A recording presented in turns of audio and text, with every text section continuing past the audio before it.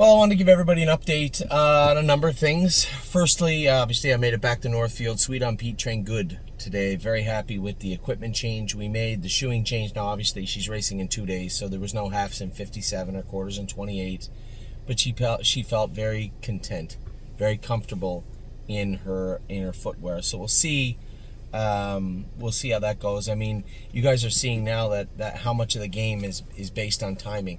You know, we had all these trotting fillies in Ohio that were good, and now one is really good, and the other ones don't seem to be able to function. Coupe de Ville finally, mile and 2.9 at the fair. But if you guys remember, rewind your memory back, that is a very deep fair. I like it there. It's a nice place, but a very deep fair. That's the place where I'm a Lovely Lady won with the earplugs out in 2:11 and 3, and then come right back 5 days later and trotted in 56 at Northfield Park. So a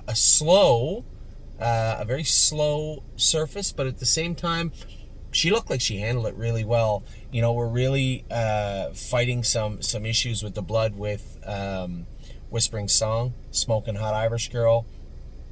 Both of those fillies were there. They've already showed miles in 2 minutes 59, and then kind of regressed, and their blood work was a little screwed up.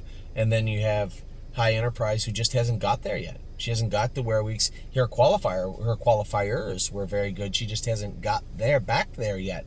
And then Full Heart, a bit of a head case, but showed a little bit of improvement last week.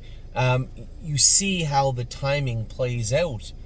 And we saw this with Yes when he was a 2-year-old, how the other colts kind of drew tougher divisions, through the outside. Yes always seemed to be in the right place at the right time. It's just weird how horse racing plays out in that regard. So, keeping on that trend, we've seen that Sweet on Pete can look like one of the best fillies in the state, and then look like she's in some real problems, some real trouble. Seemingly a week or two later, a week later for that matter, won in 54 and 4, and then come out and looked very mediocre her next race, and looked like made a break in that place where she did at the Meadows, where she had trouble at Miami Valley. Now today she felt like, again, she's coming back around. It's all, a lot of it is timing. You know, you see this with the big races. You know, Carter Michael Dio, I had a number of people message me this week, say, hey, good luck. Colt looks like he is a real shot in the hout, and I want to believe he does. But here's a horse that we didn't know what we were going to do with him 3 weeks ago, right? He was coming off that break, and I told everybody he will stay trotting in Philadelphia. He did. He raced well, and then I'm watching the race on pins and needles the other day, and looked like a professional, looked fantastic. Well, I mean, listen, he's with the number one trainer in the world, driven by the number one driver in the world at the time, so it's not that shocking, is it? You're going to hear some more phone calls come through in the next few minutes, because we did, in keeping with exactly what I just said. I knew it was him. In keeping with what I had just said, we purchased a horse today. We're going to continue to move the horses as we did the other day on the preferred site. These are horses that just didn't look, for whatever reason. World Bank didn't have a class. Look at That Cat didn't have a class. The other, Century Invictus, again, I thought that was fair money, all things considered, for that horse. But we have to move out the horses that are going to struggle. Not just now. We can give them. Listen, yes, his struggle has won a race in 2022. He's done well at times, a bunch of seconds, I think 4 or 5 in a row. But in this snapshot in time, he's struggling. But that's a horse that doesn't generally struggle. He's been a good horse for us from day one. When you look at horses that are younger horses that are struggling, we have to recognize that as quickly as we can, call it what it is, and move on. So, in keeping with that tone, there's a flip side to that, and that is acquiring good horses. And today, I believe we acquired another good horse. We've had very good luck with acquiring some of the aged horses this year. We bought a 3-year-old pacing colt, Jk Miki Mantle, today. This horse paced in 50 and 1, come 26-27, virtually his last little while. The thing I love about this colt, twofold. One, I'm not a huge pacer guy, but looking at this horse's outlook, he's got one win. 25,000 made. He fits everything in a number of places. And we don't have to extrapolate and say, well, if he keeps going good, he already is fast. He already paced 150 a number of times. We paid $69,000 for him, and I know who the underbidder was. They just texted me. I can tell. I bid quite a bit on OnGate, and I can tell some of the the habits of the bidders, the way they bid, the way they act. Some guys, I hate when they let them go right down to like 5 seconds and bid. The person that texted me, I know very, very well, and they were texting at like 30 seconds, or bidding at like 30 seconds, and they just messaged me and said, how high were you going to go? So they for sure were the underbidder.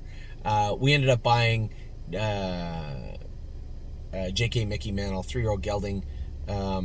Very, very strong family. This horse was bred to be a world champion and just didn't get there. He doesn't have to be a world champion for us. He just has to be what he is advertised as for us. Doesn't have to get one iota better.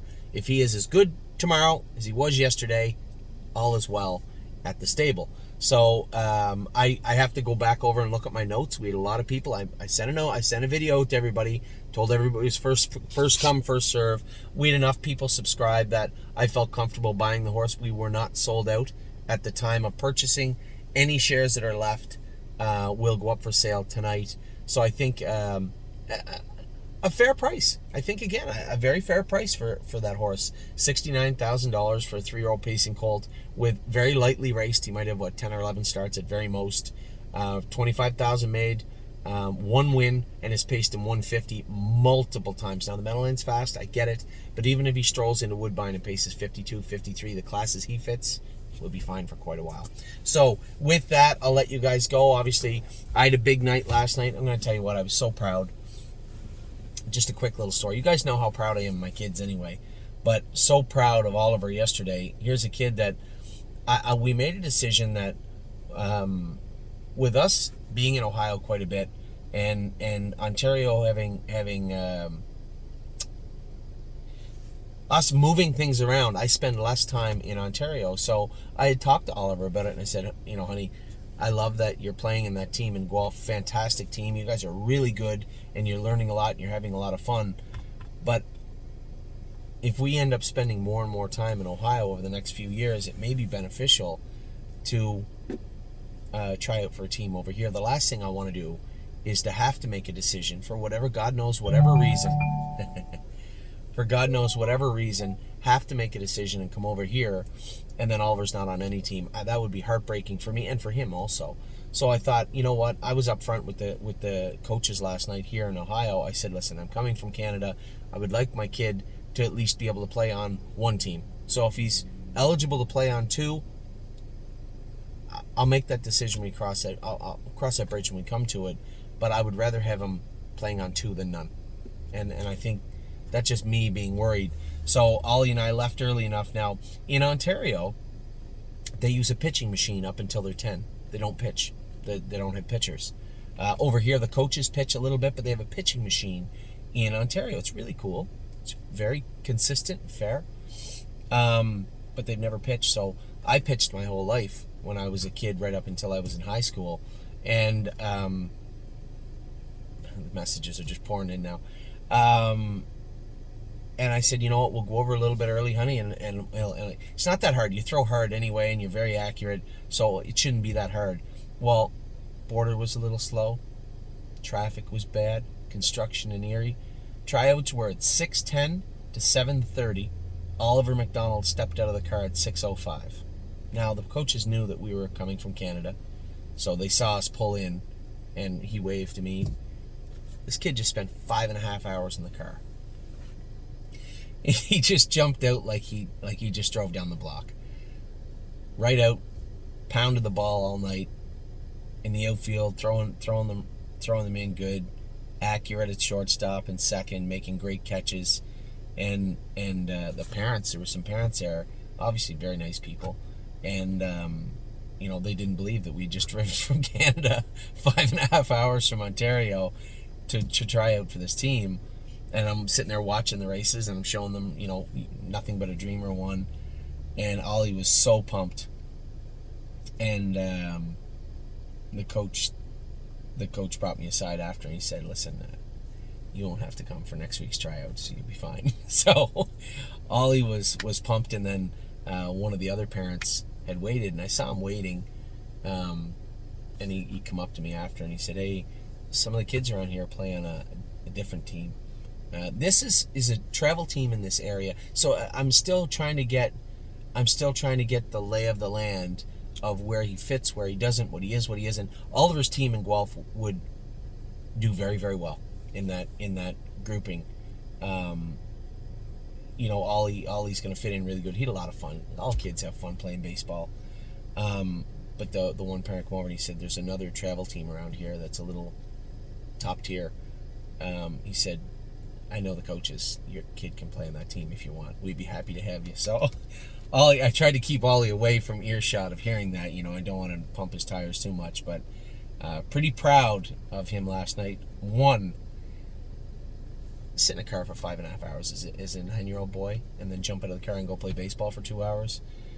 Very proud, and the way he played was some of the best baseball I've seen him play ever. So very happy that Ollie fit in somewhere. And you know what? If we can strike an agreement with both sides, see, for you that are Americans, your school year starts in August and ends in May. Well, in Canada, it's September to June. And as you can imagine, baseball doesn't really start until mid-May, end of May, 1st of June in Ontario. But here they start working out and practicing in end of March, middle of March here in Ohio. So March, he would have a number of games in before these other kids in Ontario even got to play. So he'd have a chance to pitch, hit. And obviously, I'm certainly not one of those guys that said, yeah, my son's going to make the majors. No. But I would like him to be at his best, much like our horses. Be at your very best when you go to compete. And very, very happy with the way. So my day, we left at our day, Ollie and I. So we left at 12:30. We get over there at 6:10. 12:30. We get over there at 6:10. We left the park at 8:20, and I drove straight home to Ontario because I wanted. Ollie's got practice today in Ontario, and I had to train Sweet on Pete this morning. So it was either wake up early and train Sweet on Pete early in the morning, which I didn't want to interrupt her routine very much, and then drive Ollie directly to Ontario, get in the car, and come right back for the first race with High Enterprise, or drive right back last night, sleep in your bed at 1:15 in the morning, get up at 6:30, and come over here for a 10:30 training trip, 11 o'clock. I get on the track at 10 after 11, train Pete, nice little mile in 17, and she was very, very good. So my day's good now. I'm back here. I bought the horse, Jk Miki Mantle. He's ours now. I'm going to make arrangements to make payment for him. For those of you that have bought into the horse, please send your payment right away. We will put some shares up. If you want to get in quick, because tonight, I'm going to go have a nap. When I get up from my nap, I'm going to pick this phone up, and I'm going to sell all the shares of Jk Miki Mantle if I can. I want to give everybody a chance to get in, but that's how it's got to be. Some wonderful feedback from the Buckets video yesterday. I'll continue to make those for everybody. I am continuing to take in feedback, and I appreciate the fact that you guys took the time to write me emails and notes. I am considering many and much of what you had said, many of the things you said, and much of what you said yesterday. And we'll continue to evolve as the fall goes on. But this is the path we're on. We're going to continue to move out the horses that aren't as good. We're going to continue to bring in talented horses if we can. And hopefully the stable.ca can be a real force over the next 2, 5, 10 years, forever in horse racing. So thank you very much again. I am going to have a little nap right now.